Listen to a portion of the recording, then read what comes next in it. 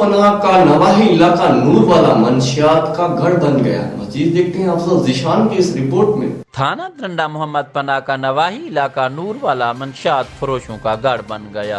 तफसील के मुताबिक थाना त्रंडा मोहम्मद पनाह की हदूद नूरवाला मंशियात फरोशों का गढ़ बन गया। इलाका नूरवाला में मंशियात सरेआम फरोख्त होने लगी। नूरवाला के इलाका में हर किस्म की मंशियात फरोख्त हो रही है। मुस्तकबिल की नौजवान नस्ल तबाह होने लगी। थाना त्रंडा मोहम्मद पनाह SHO मलिक रशीद नैज के थाने जाकर इलाका मकीनों की कार्रवाई करने की अपील।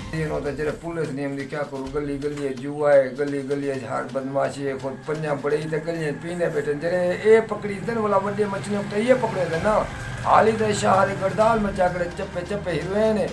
मैं आप चिट्ठी डालिया लाए थे साल दा 20 साल दा 25 साल दा ये लड़के जो होड़ में मौजूद है कोठी भरी पे कोई आवने में होना मैं गोली कौसा फायर कौसा जगह डावी छोकरे ना बैठो इनका निके बच्चे 20 साल दा 25 साल दा।